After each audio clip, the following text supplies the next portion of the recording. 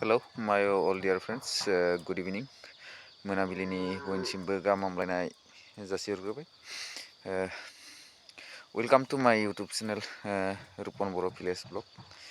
Rupan Boro' village ब्लगाव आंनि मोनसे गोदान भिडिअ बयखौबो आंनि गोसो गोरबोनिफ्राय गुरैयै मोजां मोननायखौ जासिहरग्रोबाय. स' लोगोफोर माने जायफोरा आंनि भिडिअखौ नायनानै इन्टारेस्टिं मोनो आरोना लोगोफोर बिथांमोना माने साननैसो नेनांसिगोन, मानो होनब्ला साननैसोआ मार बेस्थ' आरोना लोगोफोर. नै जा हा होबाय, हाखौ फेरनांगौ आरो रावबो गैया नालाय हारसिंनो फेरनांसिगोन इखौ लासै लासै.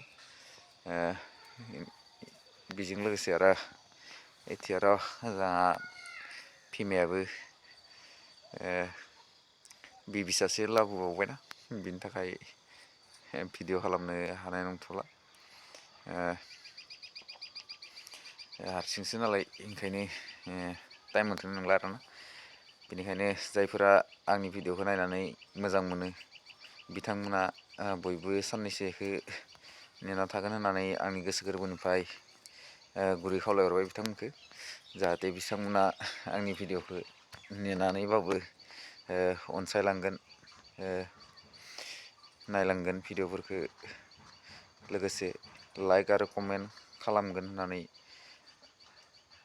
आंनि गोसो गोरबोनिफ्राय बयनिसिमबो आङो गुरै खावलायहरबाय. बिदिब्ला भिडिअखौ दिनै बेखिनियावनो दोनथ'लायनोसै लोगोफोर. नोंथांमोना गासैबो नेना थागोन होनना आंनि गोसो गोरबोनिफ्राय गुरैयै खावलायहरखाबाय.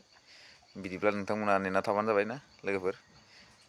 बिदिब्ला भिडिअखौ बेखिनियावनो दोनथ'नोसै. बाय बाय.